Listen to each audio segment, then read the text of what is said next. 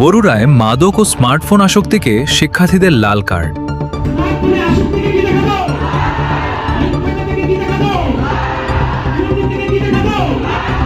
কুমিল্লার বরুড়ায় মাদক, কিশোর অপরাধ ও স্মার্টফোনের অপব্যবহার রোধ এবং শিক্ষার্থীদের চরিত্র গঠনের লক্ষ্যে মতবিনিময় সভা ও শপথ অনুষ্ঠান অনুষ্ঠিত হয়েছে। বৃহস্পতিবার ১৩ আগস্ট স্বেচ্ছাসেবী সংগঠন লাল সবুজ উন্নয়ন সংঘের উদ্যোগে উপজেলার শাহেরবানু আইডিয়াল স্কুল অ্যান্ড কলেজের হলরুমে এই অনুষ্ঠানের আয়োজন করা হয়। বিদ্যালয়ের ম্যানেজিং কমিটির সভাপতি আমিন নার্গিসের সভাপতিত্বে অনুষ্ঠানে প্রধান অতিথি হিসেবে বক্তব্য রাখেন বরুড়া থানার অফিসার ইনচার্জ ওসি কাজী নাজমুল হক।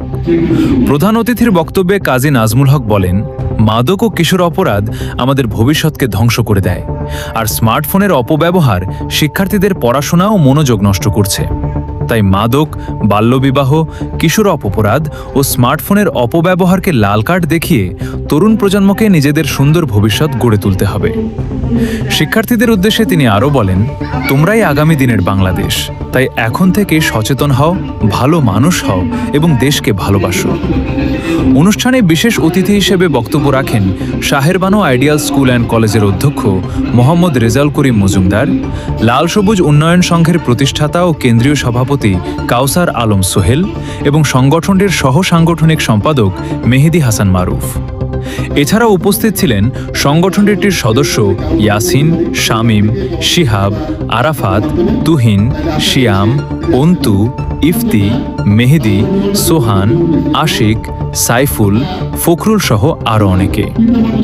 সভা শেষে উপস্থিত শিক্ষার্থীরা মাদক ও স্মার্টফোন আসক্তিকে না বলে চরিত্র গঠন ও দেশপ্রেমের শপথ গ্রহণ করে।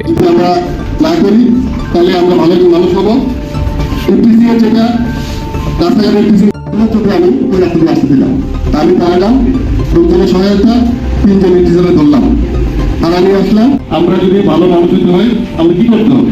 এই সময় আমাদের কি করতে হবে? আমাদের পড়াশোনা করতে হবে। যখন যে কাজ, যত সময় যে কাজ, ওই কাজটা করে করলে আমাদের সামনে ভবিষ্যৎটা ভালো হবে। স্কুলের কলেজের সম্মানিত সভাপতি, আমাদের সকলের অভিভাবক